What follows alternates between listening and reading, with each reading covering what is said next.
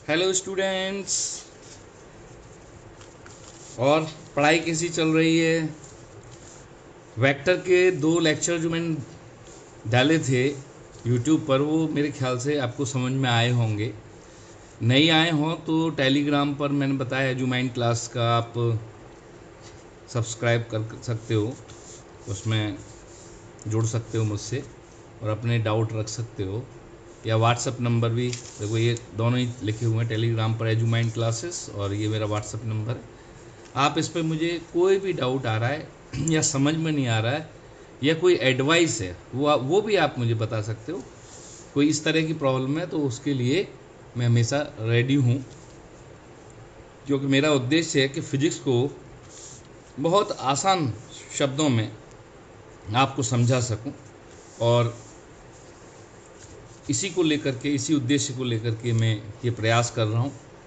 और मुझे उम्मीद है कि मुझे इसमें सफलता मिलेगी और मैं आप लोगों को फिज़िक्स को बहुत आसान शब्दों में समझा पाऊँगा। तो वेक्टर के जो 2 लेक्चर थे उसमें हमने वेक्टर्स के टाइप्स, वेक्टर होता क्या है, वेक्टर के टाइप्स क्या हैं, ये पढ़े। यूनिट वेक्टर क्या है, पोलर वेक्टर क्या है, ऑर्थोगोनल वेक्टर क्या है, पोजीशन वेक्टर क्या है, डिस्प्लेसमेंट वेक्टर क्या है, ये सब पढ़ा। अब चूंकि ये मैथमेटिक्स का एक पार्ट है, ये अलग टाइप की मैथमेटिक्स है, क्योंकि इसमें मैग्नीट्यूड के साथ डायरेक्शन भी मौजूद है, और तो इसका एडिशन और सब्ट्रैक्शन बिल्कुल डिफरेंट टाइप से होता है और वो सीखना बहुत ज़रूरी होता है। तो आज हम एडिशन ऑफ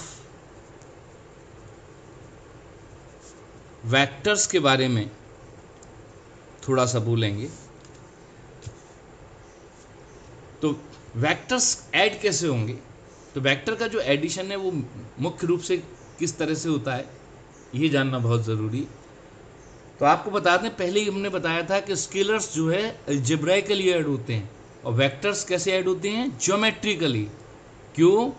क्योंकि इनमें डायरेक्शन भी है और डायरेक्शन के लिए हमें कोई ना कोई ज्योमेट्री ड्रॉ करनी पड़ेगी, इसलिए रिप्रेजेंटेशन ऑफ वेक्टर भी कैसा हुआ था, ज्योमेट्रिकल रिप्रेजेंटेशन था उसका। तो प्रैक्टिकली किसी वेक्टर को दिखाना चाहते तो ज्योमेट्रिकल रिप्रेजेंटेशन ही करना पड़ता है। तो यहाँ पर हम बड़ी बड़ी बात फिर दोबारा से रिवाइज करते हो तो आपके दिमाग में होनी चाहिए कि जब भी वेक्टर आएगा हमें जो है ज्योमेट्रिकल एडिशन को ही फॉलो करना पड़ेगा। ये बात अपने दिमाग में बिल्कुल रख लीजिए। तो वेक्टर्स आर एडेड ज्योमेट्रिकली, ये बड़ी सी बात, इसको याद रखना है। काफ़ी बड़ी इसलिए बोल रहा हूँ कि बहुत इंपॉर्टेंट है। शुरू में बच्चे इसको जैसे और नंबर्स ऐड करते हैं ऐसे ऐड कर देते हैं, वही गलती रहती है। तो इसको ज्योमेट्रिकली ऐड करना है। अब ज्योमेट्रिकली ऐड करेंगे कैसे? तो सबसे सिंपल एडिशन होगा 2 वेक्टर्स का। तो एडिशन ऑफ 2 वेक्टर्स पर आ जाते हैं हम और देखते हैं कौन सी ज्योमेट्री हमें उसमें एडिशन में मदद करने वाली है। Addition of 2 vectors.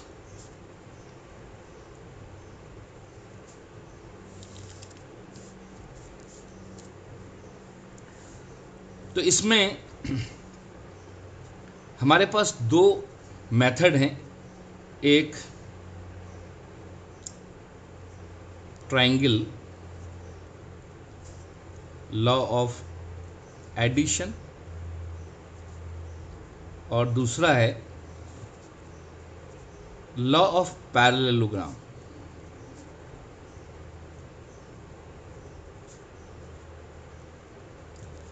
दोनों के लिए जो एनालिटिक्स है दोनों की वो सेम है, मतलब एनालिटिकल फॉर्मूला तो एक ही है, लेकिन ज्योमेट्रिकल ट्रीटमेंट दोनों का डिफरेंट है।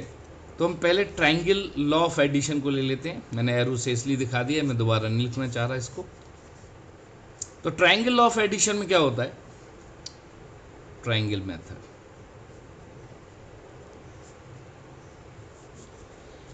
दो वेक्टर्स हैं, suppose we want to add 2 vectors A and another vector is B.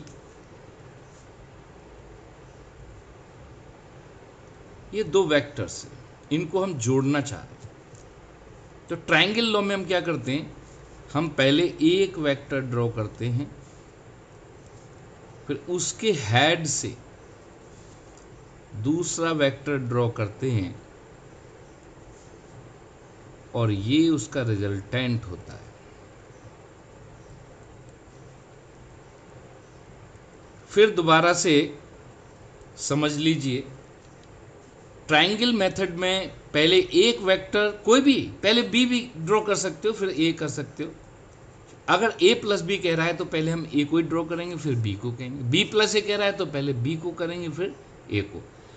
अभी हम बताएंगे दोनों का मतलब एक ही, प्रूव करके दिखाएंगे, तभी हम कहेंगे कि पहले b को ड्रॉ कर लो चाहे कोई। ये मैं इसलिए कह रहा हूँ क्योंकि मैं जानता हूँ आपके लिए दोनों चीज़ अलग हो सकती हैं कि a प्लस बी सर अलग होगा, b प्लस ए अलग हो सकता है।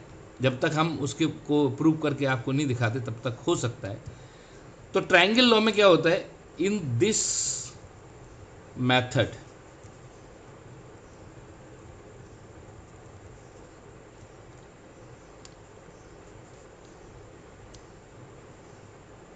of addition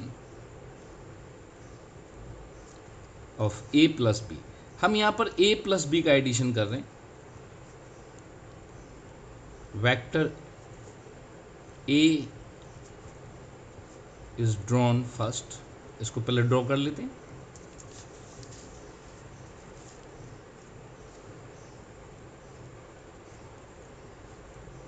and then vector b is drawn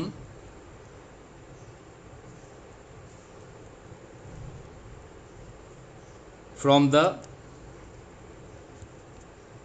head of a, vector a के हेड से वेक्टर b ड्रॉ कर लिया जाता है। That is tail of b is joined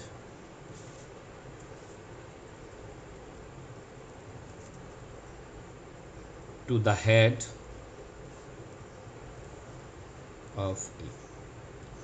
जैसा हमने डायग्राम दिखाया कि a के हेड से b की टेल को ज्वाइन करते हुए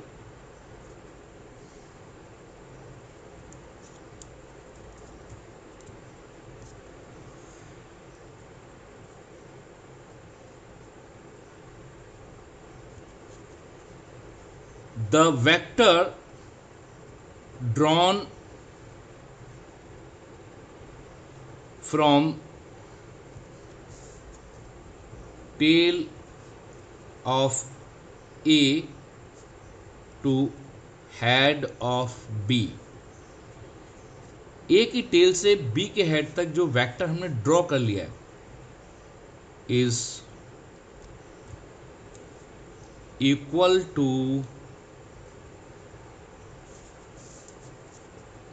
the resultant of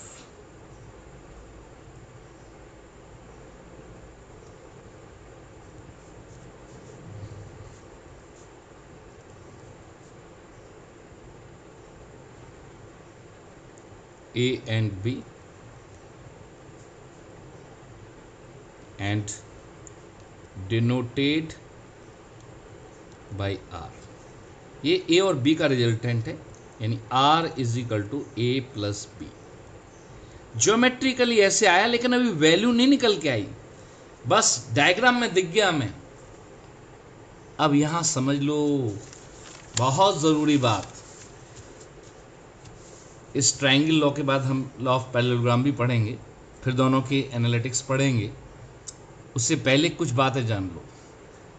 आप ये कहोगे जब फॉर्मूले थे तो हम डायग्राम के चक्कर में क्यों पढ़ रहे हैं। आपको बता दें कि ये फॉर्मूले नहीं, बिना फॉर्मूले के भी हम इसको सॉल्व कर सकते हैं। कैसे, एक मैं एग्जाम्पल लेता हूं आपके सामने, एक एग्जाम्पल लेता हूं। ये मेथड पहले हम लोगों को कराया जाता था, अब पता नहीं क्यों ये किताबों से गायब है, और इसकी वजह से, इस मेथड के ना होने की वजह से ही बच्चों को वेक्टर से डर लगने लगा। पहले ये इसको इस तरह से कराया जाता था, फिर फॉर्मूले से कराया जाता था, पहले ज्योमेट्रिकली कराया जाता था। पहले उसका सेंस तो डेवलप हो वेक्टर का, तभी तो हम एडिशन और ये सब चीज़ें फॉर्मूले से कर पाएंगे। और सेंस डेवलप करने के लिए पहले 9th क्लास की जो बुक्स होती थी हमारी, उसमें ज्योमेट्रिकली हमें वेक्टर ऐड करने होते थे। यानी हम एक पेंसिल लेते थे, एक स्केल लेते थे, एक कंपास लेते थे, एक डी लेते थे, उसके हेल्प से हम बिना कोई फॉर्मूला लगाए ही हम रिजल्टेंट निकाल सकते थे। वही मेथड अभी पहले सीखना पड़ेगा, तभी जाकर के आप यहाँ पर कुछ कर पाओगे, अदरवाइज दिक्कत होगी। मैं देख रहा हूँ कि यहाँ पर मेरे पास कोई स्केल होगा आसपास, तो मैं आपको यहीं पे एक्सपेरिमेंट नहीं होगा जो अंदाज से मैं से बताऊँगा, मुझे दिख नहीं रहा है, मैंने रखा तो हुआ था यहाँ पर। चलो कोई बात नहीं है, फिर कभी दूसरे लेक्चर में मैं इसको दिखा दूंगा, यहीं पे कहीं इधर उधर हो गया होगा। चलो छोड़े। तो अब मान लो किसी ने कह दिया, मैं एक रफ हाथ से ऐसे ही फ्री हैंड से ड्रॉ करके दिखा दूंगा फिर आपको।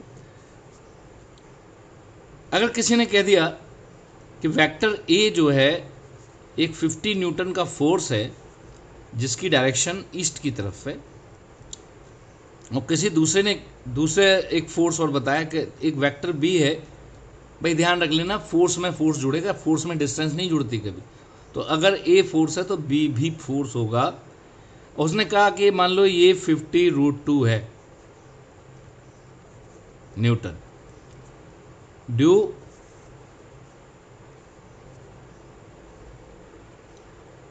नॉर्थ वेस्ट, कोई भी डायरेक्शन ले सकते।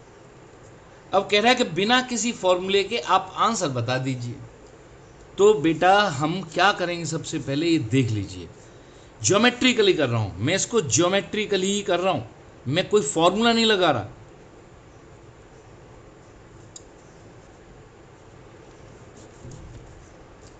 Without using any formula. सबसे पहले मैं क्या करूंगा, एक पेंसिल और स्केल की हेल्प से और डी की हेल्प से दो mutually perpendicular dotted line draw करूंगा। एक लाइन पर मैं नॉर्थ और इसके नीचे साउथ, इधर ईस्ट और इधर वेस्ट। बहुत आराम से तसल्ली से समझिए, क्योंकि ये एडिशन और सब्ट्रैक्शन ये दो चीज़ सीख गए तो वेक्टर आपको कभी दुख नहीं दे सकता।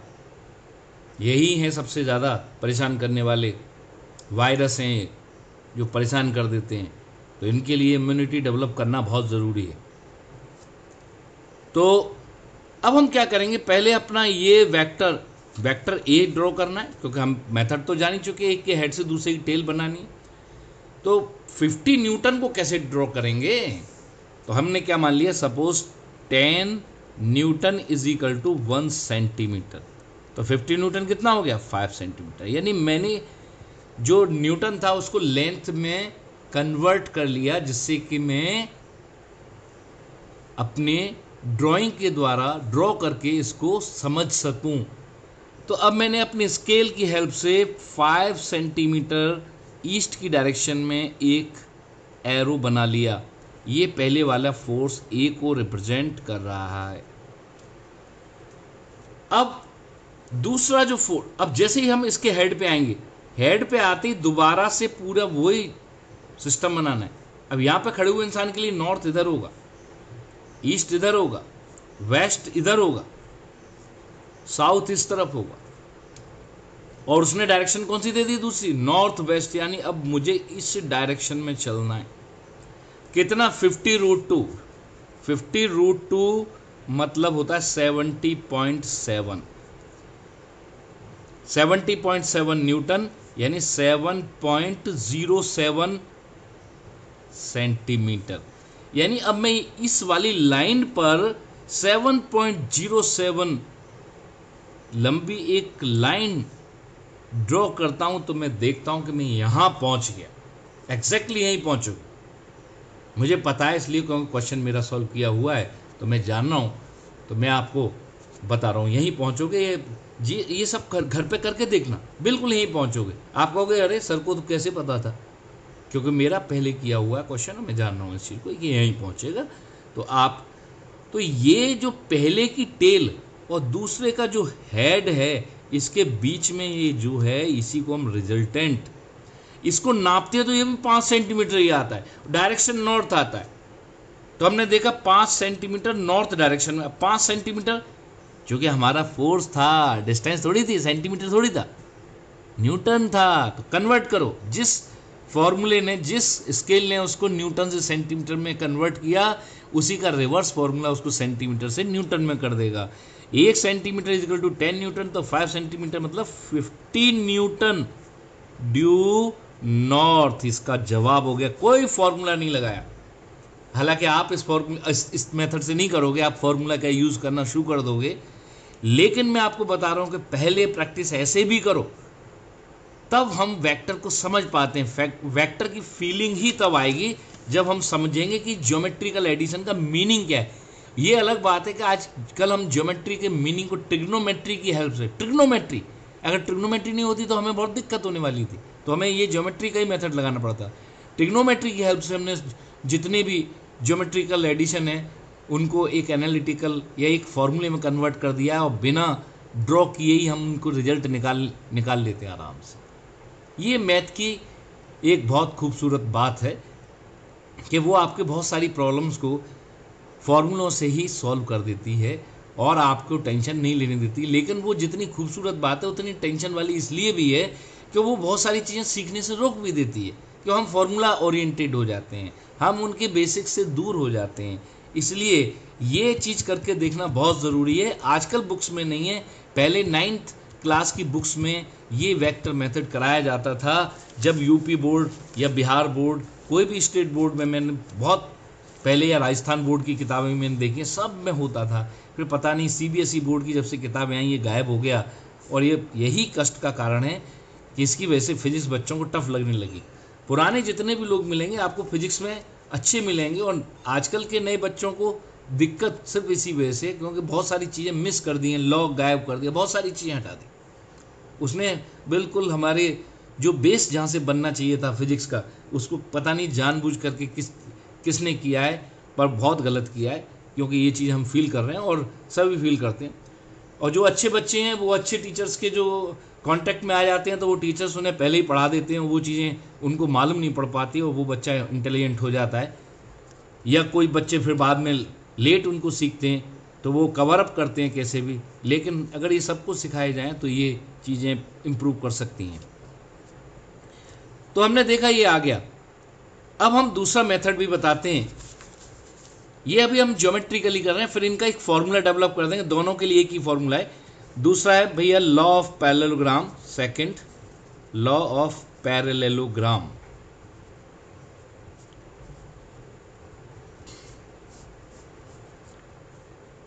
ये लॉ बहुत इफेक्टिव है, ट्रायंगल लॉ से भी ज़्यादा इफेक्टिव माना जाता है। उसने कहा कि जरूरी नहीं है कि आप एक ट्रायंगल बनाओगे तभी जाके काम बनेगा। उसने कहा यही जो दो वेक्टर हैं, अगर हम एक ही पॉइंट से दोनों वेक्टर ड्रॉ कर लें, ये वेक्टर ए था और यहां से थीटा एंगल पर ये वेक्टर बी,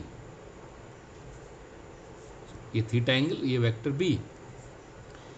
अब वो कहता है कि एक पैरेललोग्राम कंस्ट्रक्ट कर लें। भाई जो भी वो कर रहा है वो ऐसा कोई काम नहीं कर रहा है कि आपको उसमें ज़्यादा सोचना पड़े। एक्सपेरिमेंटली ये देखा गया कि ए प्लस बी और बी प्लस ए दोनों बराबर होते हैं। कम्यूटेटिव लॉ को फॉलो करता है एडिशन। तो फिर साइंटिस्टों ने दिमाग लगाया कि हम दोनों चीज़ों को एक साथ मिला दें। देखो ए प्लस बी करोगे तो क्या करोगे, पहले ए ड्रॉ करोगे फिर बी ड्रॉ करोगे, और बी प्लस ए करोगे तो क्या करोगे, पहले बी ड्रॉ करोगे फिर ए, लेकिन पहुंचोगे उसी पॉइंट पे। तो ये लॉ ऑफ पैरेललोग्राम हमारे कम्यूटेटिव लॉ का प्रूफ भी है, क्योंकि ये ए है ये बी है, क्योंकि ये दोनों पैरेलल हैं और इक्वल हैं, तो इक्वल वेक्टर हो गए। हमने बताया था इक्वल वेक्टर की जो प्रॉपर्टी वो क्या है, same magnitude and parallel, same direction. ऐसे ये ए है तो ये भी ए हो गया। तो लॉ ऑफ पैरेललोग्राम से एक तो ये बात समझ में आ गई, commutative law A plus B और बी प्लस ए दोनों बता रहा है, दोनों इक्वल होते हैं और दोनों को आर बोल सकते हैं। दूसरी एक और बात बता रहा है कि ये लॉ पैरेललोग्राम जब बन रहा है तो दूसरी एक और बात इसमें कि जो ट्रायंगल लॉ था वो इसके अंदर ही इंक्लूड है। वो ट्रायंगल जो यहाँ बन रहा था वो ट्रायंगल इसके अंदर बन चुका है पहले ही। देखो ये बन गया a प्लस बी। तो दूसरी बात ये है कि इसमें a प्लस बी और b प्लस ए दोनों ही इसमें आ गए, यानी हम a प्लस बी निकालें चाहे b प्लस ए निकालें, रिजल्टेंट सेम आता है। तो यहाँ पर कम्यूटेटिव लॉ हमारा वेरीफाई भी हो गया। अब हम इसकी लैंग्वेज बताते हैं कि लिखा कैसे जाता है। इसकी लैंग्वेज लिखने के लिए आती है, ये समझने की बात थी। ये सब बातें हमें लैंग्वेज जब स्कूल में पूछा जाता है तो हम ये कुछ नहीं बोलते हैं कि ये a प्लस बी और b plus A is equal to R बता रहा है। ये तो जब कोई पूछेगा व्हाट इज कम्यूटेटिव लॉ और is vector addition follow commutative law, तो उसका जवाब होता है yes.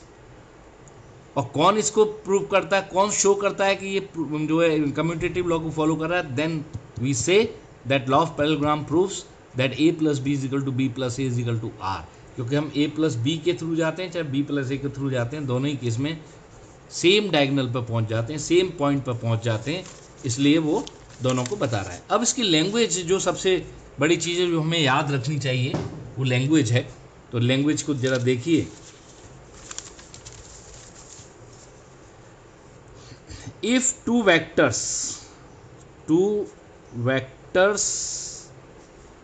can be represented by two adjacent sides of a parallelogram, then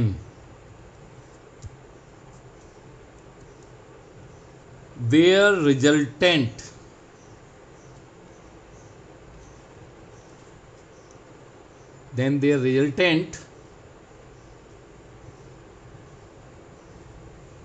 must be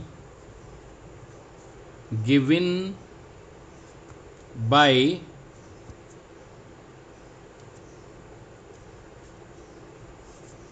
that diagonal। इसमें भी दो डायगोनल है, पैरेललोग्राम में दो डायगोनल होते हैं, तो कौन सा diagonal, that diagonal of parallelogram which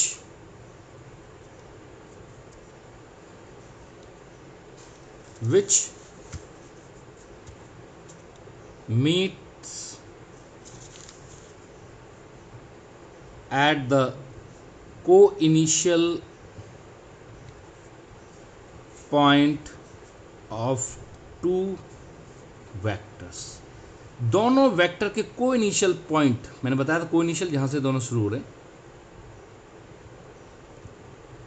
ये इसकी लैंग्वेज है, इस डायगोनल से दिया जाता है। लॉ ऑफ पैरेललोग्राम में इस डायगोनल वर्ड यूज करना होता है और दो एडजेसेंट साइड, ये तीन शब्द अगर नहीं है और आपने ये लॉ ऑफ पैरेललोग्राम बोल दिया है कि एडजेसेंट साइड भी नहीं लिखा है और डायगोनल नहीं लिखा है, तो समझ लो कि कुछ और ही लिखा है, फिर आपने लॉ ऑफ पैरेललोग्राम नहीं लिखा है। तो इसको ध्यान रखना। इसको भी हम ज्योमेट्रिकली कर सकते हैं ये काम, यही क्वेश्चन। अब जैसे अबव जो ऊपर वाला क्वेश्चन था, हम इसको लॉ ऑफ पैरेललोग्राम से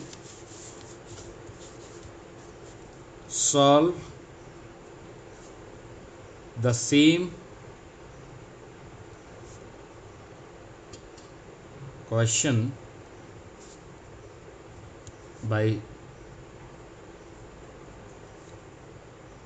drawing it geometrically using law of parallelogram। Parallelogram का लॉ यूज करते हुए अब हम इसको कैसे डिराइव करेंगे, ये इंपॉर्टेंट, वही सेम क्वेश्चन, वही यहां पर मैंने ट्रायंगल से किया था इस क्वेश्चन को। तो अब हम क्या करेंगे, वही क्वेश्चन को, इसमें थोड़ा सा हमें लाभ दिखेगा कि हमने एक नॉर्थ साउथ ईस्ट वेस्ट ये ड्रॉ कर लिया।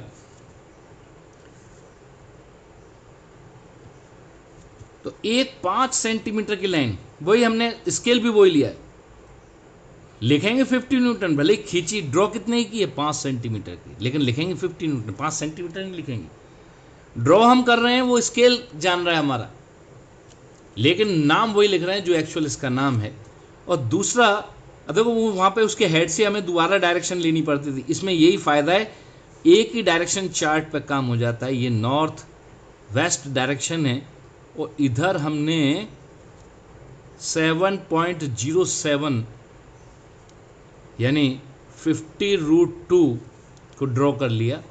अब हम क्या करते हैं, पैरेललोग्राम कंस्ट्रक्ट करते हैं, इसके पैरेलल यहाँ से लाइन ड्रॉ करते हैं और इसके पैरेलल यहाँ से लाइन ड्रॉ करते हैं। तो हम देखते हैं कि ये जो डायगोनल है वो यहाँ, वही सेम चीज़ आ रही है। और इसकी लेंथ जब मेजर करते हैं 5 सेंटीमीटर, यानी ये भी क्या है 15 Newton.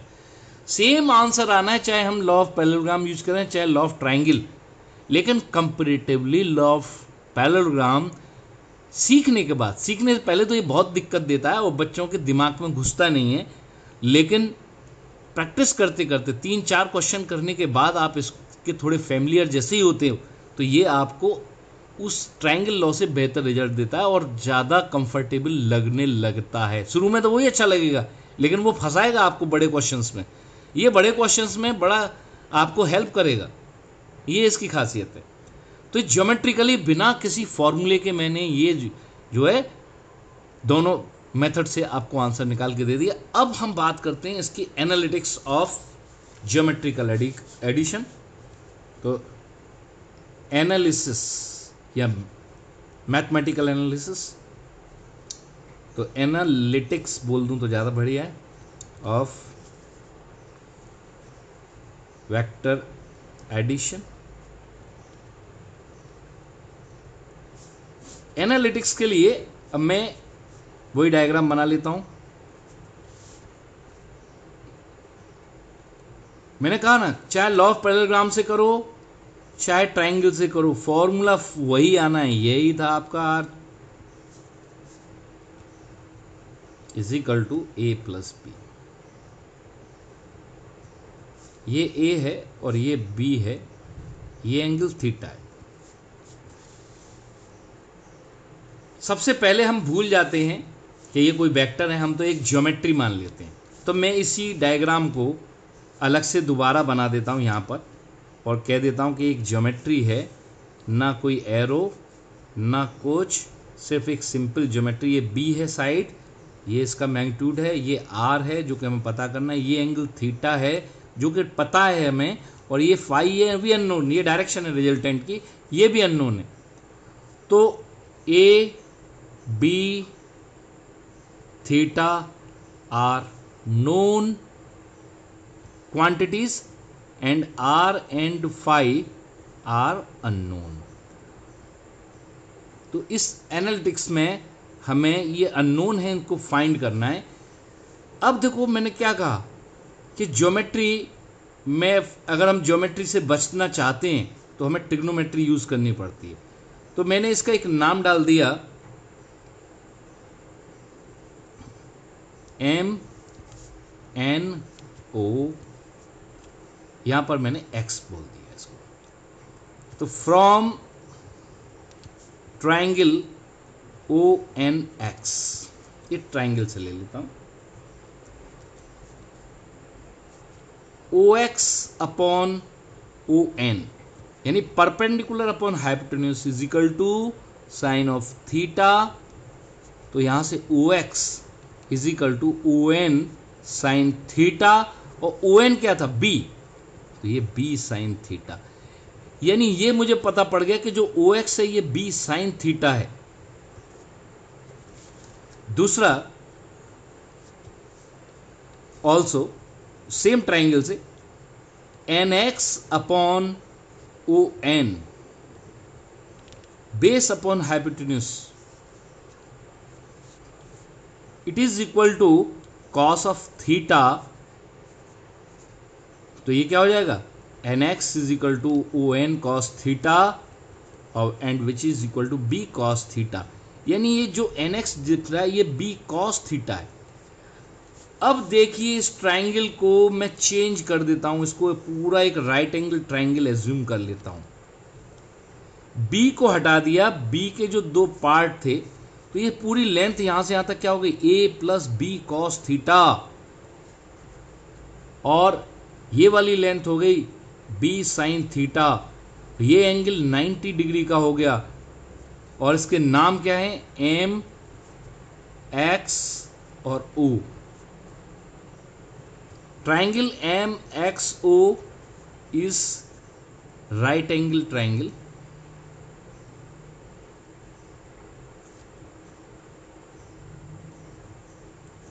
Therefore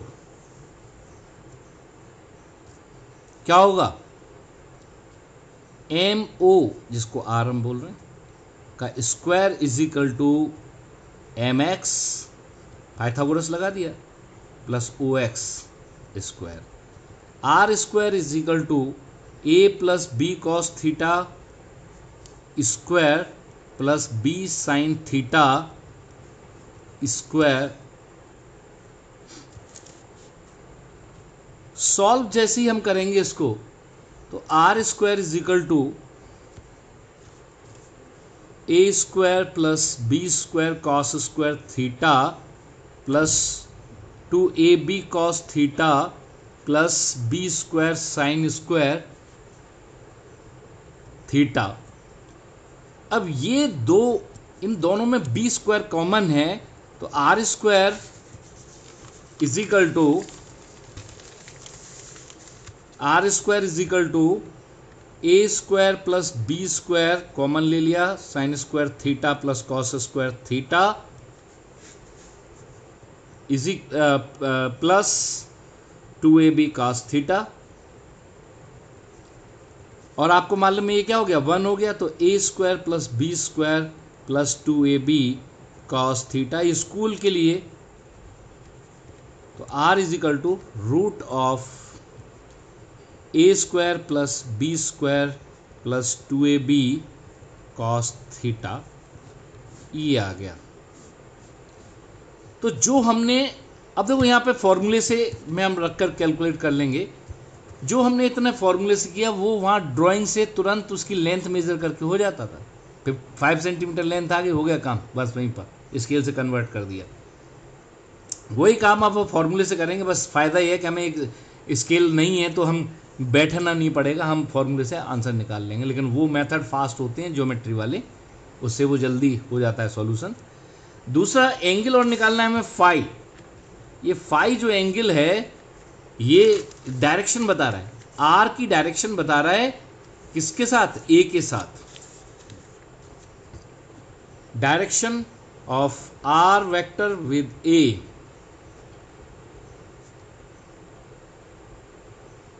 is phi, and tan phi is equal to, इसी अगर उसमें देखें तो परपेंडिकुलर यानी ओ एक्स अपॉन बेस यानी M X, O X upon M X, and it is equal to B sine theta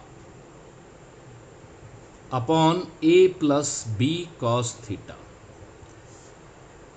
तो ये tan फाई इस फॉर्मूले से हम निकाल सकते हैं, B sine theta upon A plus B cos theta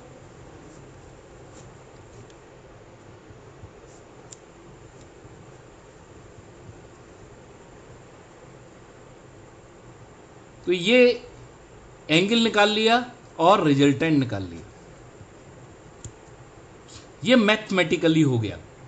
geometry की बिहाइंड जो मैथमेटिक्स डेवलप की हमने, उससे हमने क्या है कि ज्योमेट्री तो हम डायग्राम तो बनाएंगे ही बनाएंगे, लेकिन हम वहाँ पर स्केल वगैरह नहीं यूज़ करके अंदाज से भी कर लेंगे, तब भी फॉर्मूले की हेल्प से आंसर निकाल लेंगे। और इसीलिए ये पढ़ाया जाता है, इंपॉर्टेंट है, डेरिवेशन भी इंपॉर्टेंट है। तो एडिशन के बारे में हमने ये पढ़ लिया। अब एक क्वेश्चन हम चाह रहे हैं कि इस मेथड से और सॉल्व कर दिया जाए आपके सामने, एक न्यूमेरिकल। अब मैं एक सिंपल सा न्यूमेरिकल लेकर के विद डायरेक्शन क्वेश्चन दे देता हूं मैं आपको।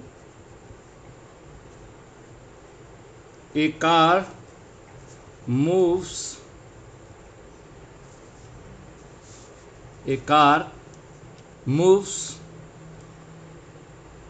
200 kilometer due north, and then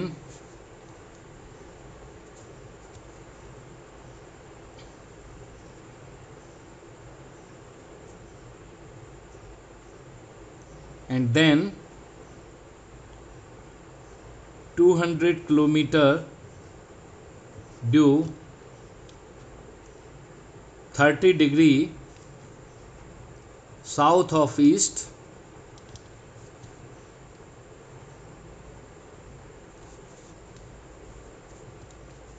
find the net displacement, find the net displacement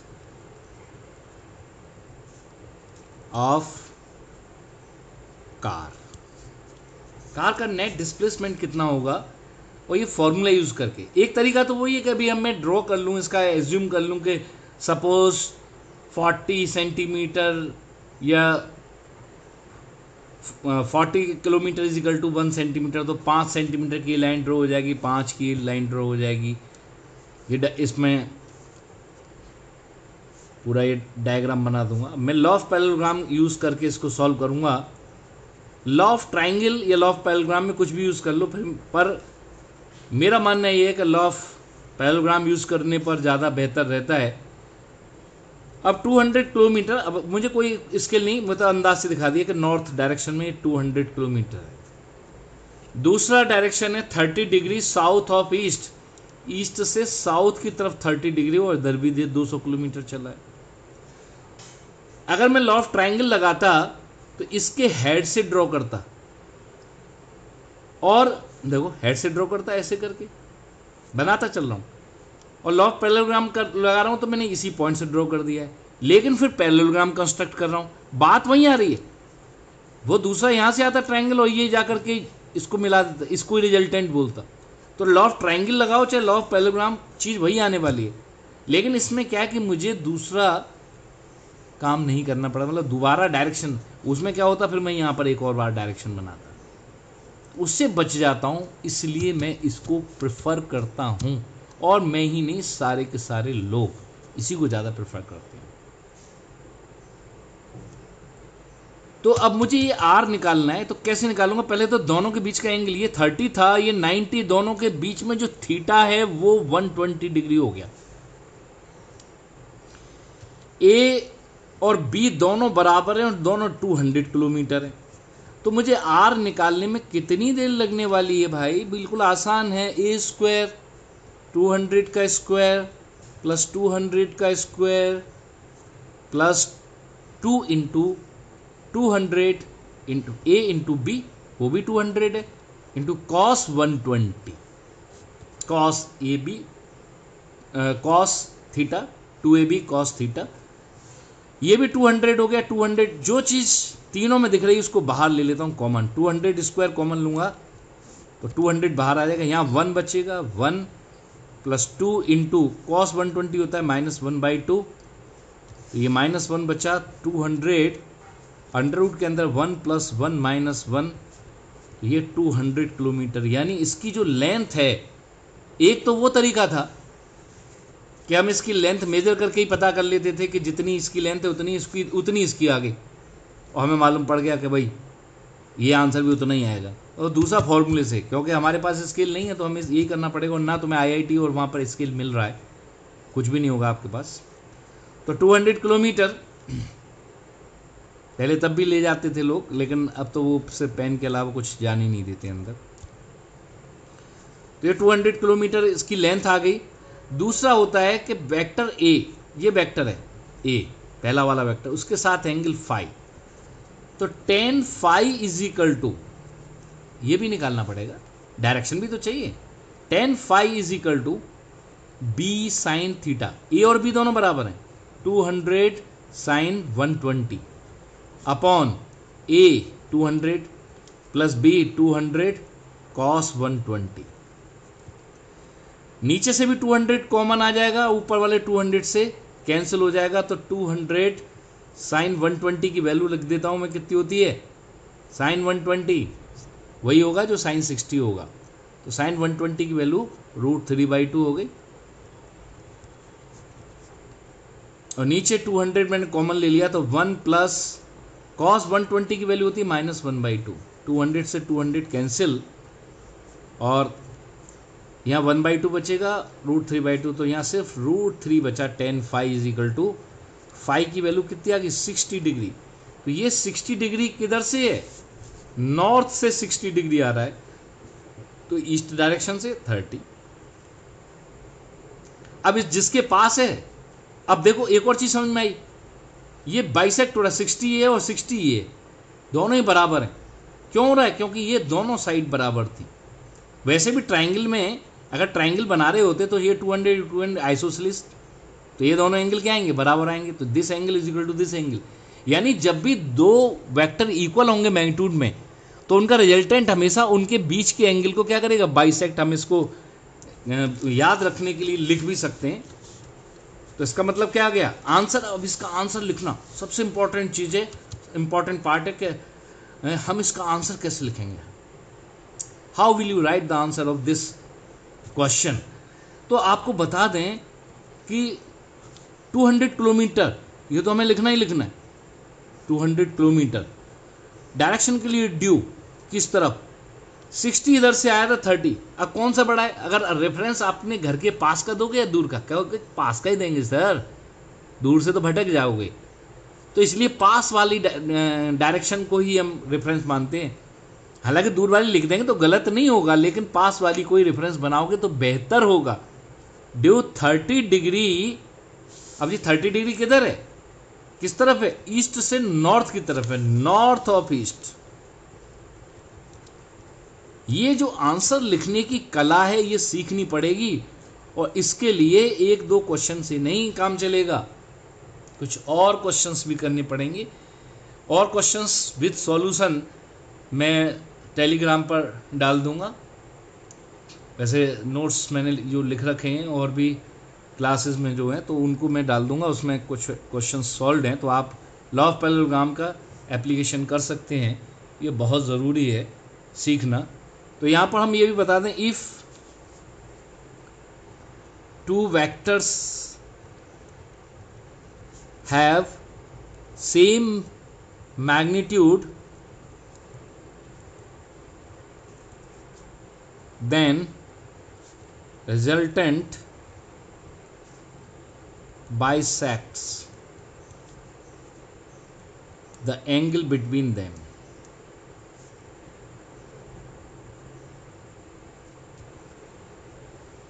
अब इस चीज को और ज़्यादा बेहतर समझना है, क्योंकि ये सब इंपॉर्टेंट जो भी करवा रहा हूँ ये बहुत महत्वपूर्ण चीज़ें, बहुत इंपॉर्टेंट है। एक क्वेश्चन को ये अगले उस पर मैं सॉल्व करके देने वाला हूँ इसको।